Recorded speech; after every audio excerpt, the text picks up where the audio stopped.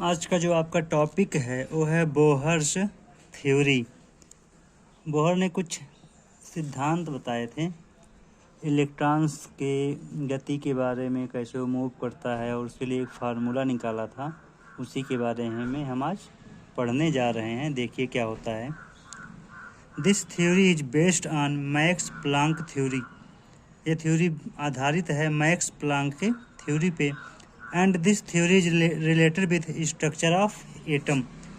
और यह थ्योरी संबंधित है परमाणु के संरचना से। फर्स्ट पॉइंट है, an atom consist of positively charge nucleus and negatively charge electrons revolves around the nucleus.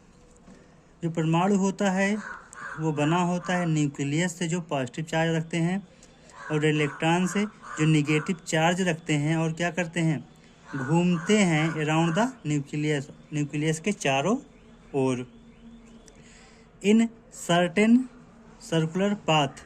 और ये क्या करते हैं, एक निश्चित गोलाकार पाथ में।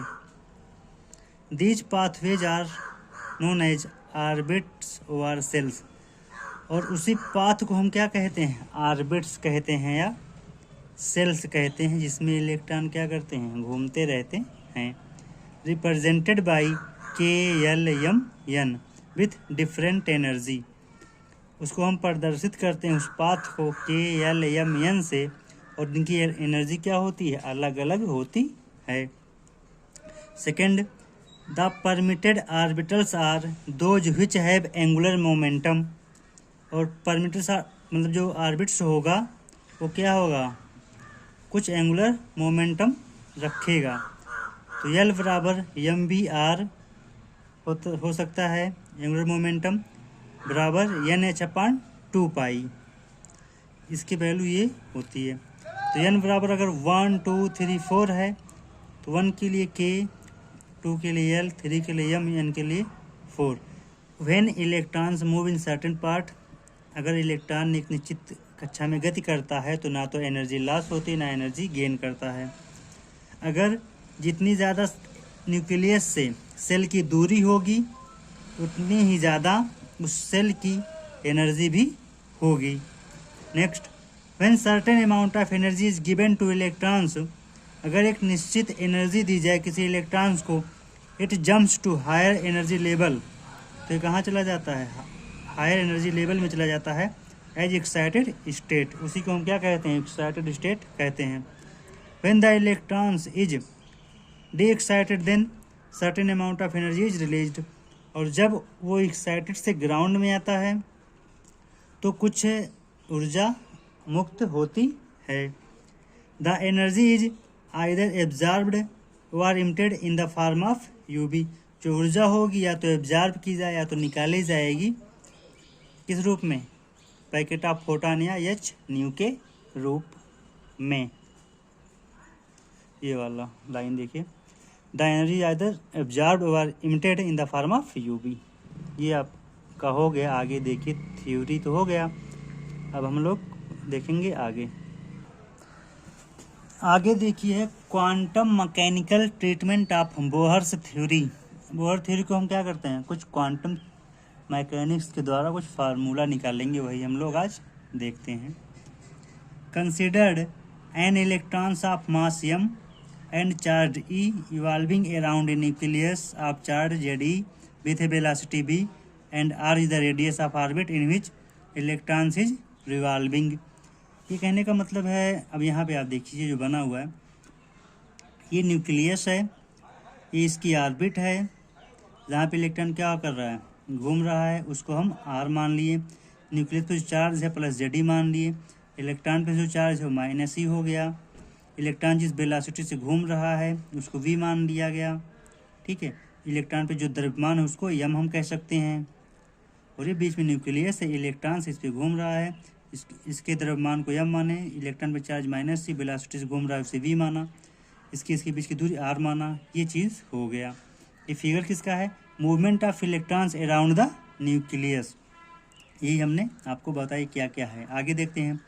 For an electron orbit in A hydrogen atom, the necessary centripetal force is the electrostatic force of attraction between electrons and nucleus. अगर हम किसी हाइड्रोजन एटम की ऑर्बिट या न्यूक्लियस की बात करें, हाइड्रोजन परमाणु की बात करें, तो क्या होगा, उसमें कुछ सेंट्रीपिटल फोर्स जो होगा आवश्यक होगा, उसी को हम कह सकते हैं electrostatic force of attraction between electron और न्यूक्लियस. इस इलेक्ट्रॉन्स और इस न्यूक्लियस के बीच कोई ना कोई सेंट्रीपिटल फोर्स काम कर रहा है, तभी वो क्या कर रहा है, एक निश्चित कक्षा में गति कर रहा होगा. सेंट्रीपिटल फोर्स बराबर क्या होता है, सेंट्रीफ्यूगल फोर्स. तो यह बराबर क्या हो जाएगा, K इंटू Q1/Q2R स्क्वायर. यह बराबर K into plus ZE minus E upon R square, यहाँ से ZE है और माइनस E बटे R स्क्वायर. तो यह बराबर K into ZE square upon R square. इसको हम ऐसे लिख सकते हैं. आगे देखते हैं. The centrifugal force acting on the electrons will be equal to mv square upon R. जो सेंट्रीफ्यूगल फोर्स हो रहा है, इलेक्ट्रॉन पे काम कर रहा है, वो इसके बराबर होगा. तो mv स्क्वायर अपन R बराबर K into ZE square upon R square हो गया. तो R से R क्या हो गया, कट गया. तो v स्क्वायर बराबर क्या बचा, K into ZE square upon m into R. m यहाँ आ गया R. तो इसको हम इक्वेशन नंबर फर्स्ट मानते हैं. तो ये, और हमको क्या पता है, mvr बराबर NH अपान 2 होता है, जो आपको बताया गया था, एंगुलर मोमेंटम. v बराबर हम लिख सकते हैं NH अपान 2 mr, अथवा इसी को लिख सकते हैं v स्क्वायर बराबर n square h square upon 4 pi square m square r square. यहाँ इसको क्या कर दिया गया है, स्क्वायर लगा दिया गया है इधर और इधर. तो ये हमने इक्वेशन सेकेंड माना. फिर इसके बराबर हमने इतना लिया, देखिए KZ स्क्वायर अपान MR बराबर n square h square upon 4 pi square m square r square. हमने यहाँ V2 और ये V2 ये वाला ना दोनों बराबर कर लिया, ये और ये बराबर कर लिया, इधर इधर कर लिया. तो यहाँ से m कटा, यहाँ से एक m, यहाँ से r, यहाँ. तो फिर बचा क्या, r बराबर n square h square upon 4 pi square m k into ZE square. यहाँ n की जो वैल्यू हो 1 2 3 4 कुछ भी हो सकती है. ये रेडियस जो r था वो निकल के आ गया इस फार्मूले से. Greater the value n further is the energy level from nucleus means greater will be radius for hydrogen atom. Energy level जितना दूर जाएगा, जो सेल की एनर्जी लेवल होता है अलग अलग हो सकता है ना, तो रेडियस क्या होगा हाइड्रोजन एटम का, वो उतना ही ज़्यादा हो जाएगा. तो अगर n बराबर क्या हो जाए, 1 हो जाए और z बराबर 1 हो जाए, तब क्या होगा, r बराबर हमने formula h square upon 4 pi square m k e square ले लिया. फिर r बराबर h की वैल्यू ये होती है, पता है, 4 इंटू पाई की वैल्यू 3.14 स्क्वायर था, स्क्वायर लगा लिया. इलेक्ट्रॉन का जो द्रव्यमान होता है इतना होता है, हमने लिख लिया. K की वैल्यू इतनी होती है, इसका K की वैल्यू कितनी होती है, 9 इंटू 10⁹ होती है, सॉरी.